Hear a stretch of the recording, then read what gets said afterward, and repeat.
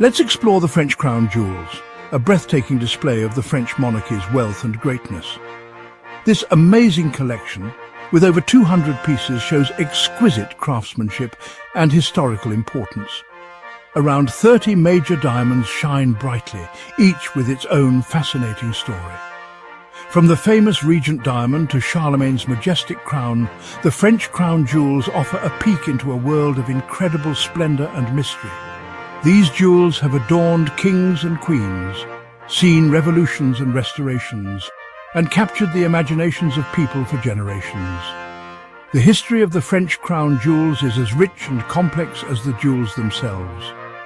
Each piece carries the weight of centuries, reflecting the changing fate of the French monarchy and the development of artistic styles. We can trace the collection back to the Middle Ages, with important additions made by kings and queens who wanted to make it even more glorious.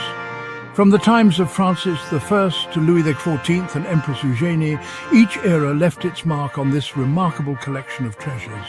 The French crown jewels are not just a bunch of precious stones, they're a living record of French history, power and art. The beauty of the French crown jewels goes beyond their monetary value. They represent the best craftsmanship, showcasing the skills of master jewelers and artisans who poured their talent and artistry into creating them. The detailed settings, delicate engravings, and beautiful arrangements of precious stones show the technical mastery and artistic vision of their creators. These jewels are not just pretty things to wear, they are works of art that continue to amaze and inspire. The French crown jewels also played a key role in shaping the image and symbolism of the French monarchy. They were used to project an aura of power, wealth, and divine right. The crowns, scepters, and other royal items weren't just decorative, they were powerful symbols of authority. The jewels were displayed at coronations, important events, and diplomatic meetings, reinforcing the image of a strong and lasting monarchy. Among the many treasures of the French crown jewels, the Regent diamond is a true icon of brilliance and historical importance. This magnificent gem, weighing an incredible 140.64 carats, is famous for its exceptional clarity, perfect cut, and fascinating history. Discovered in India in the early 1700s, the Regent diamond went on a remarkable journey, passing through the hands of merchants, monarchs, and revolutionaries. The story of the Regent diamond begins in the mines of Golconda, India, where it was found in 1698. Thomas Pitt, the governor of Madras, bought it, recognizing its extraordinary value. Pitt had the diamond cut in London, making it the masterpiece we see today. In 1717, he sold it to Philippe II, Duke of Orleans, who was then the Regent of France.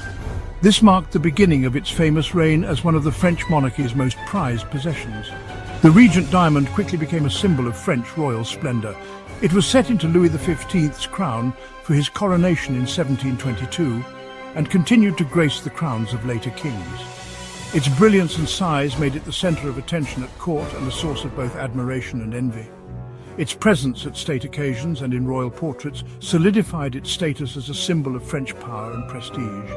The Regent diamond story is intertwined with the dramatic events of the French Revolution. In 1792, along with other crown jewels, it was stolen from the royal treasury. The theft shocked France and Europe, as the loss of such a prized possession was seen as a symbolic blow to the monarchy. The Regent diamond reappeared a few years later and was eventually returned to the French crown.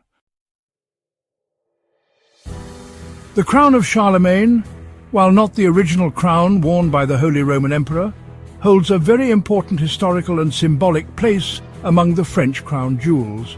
This magnificent crown, made for Napoleon Bonaparte's coronation as Emperor of the French in 1804, represents Charlemagne's lasting legacy and Napoleon's ambition to build a new French empire. The original crown of Charlemagne, a symbol of the Carolingian Empire, had been lost long ago.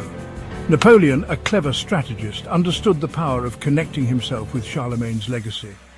He ordered a new crown that would remind people of the grandeur of the past while showing off his own imperial ambitions. The crown of Charlemagne, with its 8 golden arches topped by a globe and cross, became a powerful symbol of Napoleon's reign and the French Empire he wanted to create. The crown of Charlemagne is decorated with many precious gemstones, including diamonds, rubies, emeralds and sapphires. These stones, carefully chosen for their size, brilliance and symbolic meaning, added to the crown's aura of majesty and power. The diamonds, representing purity and strength, were especially noticeable, reflecting Napoleon's belief in his own destiny and the brilliance of his reign. Making the crown of Charlemagne was more than just honouring history, it was a deliberate political statement. Napoleon knew the importance of symbols in strengthening his power and making his rule seem legitimate. By connecting himself with Charlemagne, a figure revered in French history, Napoleon tried to create a sense of continuity and destiny for his own empire. The Sancy diamond, a pale yellow gem weighing 55.23 carats, is special among the French crown jewels because of its unique history. Unlike many other diamonds in the collection, the Sancy isn't famous for its size or brilliance, but for its unusual shape, pale yellow colour, and remarkable journey through the hands of monarchs, merchants, and even a tragic queen. The Sancy diamond's origins are mysterious, but it's believed to have been mined in India centuries ago. It first appears in historical records in the 1500s when it belonged to Charles the Bold, Duke of Burgundy. The story goes that Charles wore the diamond on his helmet during the Battle of Nancy in 1477, where he died. The diamond was found on the battlefield and eventually went to Portugal, where King Manuel first bought it. In the 1500s, the Sancy diamond went to Nicholas de Harley, Lord of Sancy, who gave the diamond its name. Harley was the French ambassador to the Ottoman Empire, and the story goes that he used the diamond as collateral to secure a loan for King Henry III of France.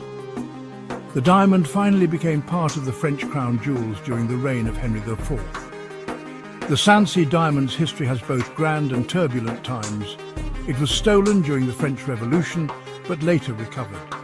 The French government sold it in 1865 to the wealthy Indian Maharaja of Patiala, but it later reappeared in Europe. Today, you can see the Sancy diamond at the Louvre Museum in Paris, where it continues to fascinate visitors with its intriguing history and unique beauty. The Côte de Bretagne is a truly beautiful red spinel. This amazing gem weighs over 105 carats and has a rich history, having been worn by both French and British royalty. It's not just a jewel, it's a piece of history. Next we have the Hortensia, a stunning peach-coloured diamond named after Queen Hortense de Beauharnais, Napoleon Bonaparte's stepdaughter. This gem shows the luxury and grandeur of the Napoleonic era. Its delicate colour and remarkable clarity make it truly wonderful. Finally, there's the Grand Mazarin. This rose-coloured diamond, weighing almost 19 carats, was a favourite of Cardinal Mazarin, King Louis XIV's chief minister.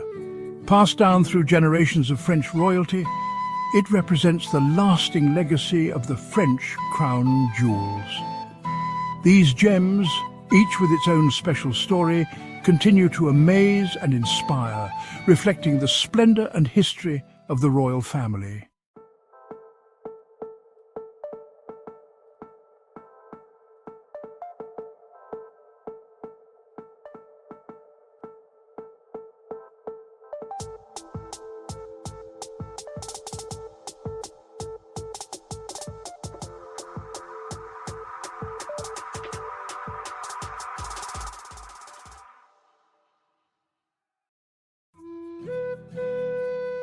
Getting rid of the crown jewels caused a lot of arguments.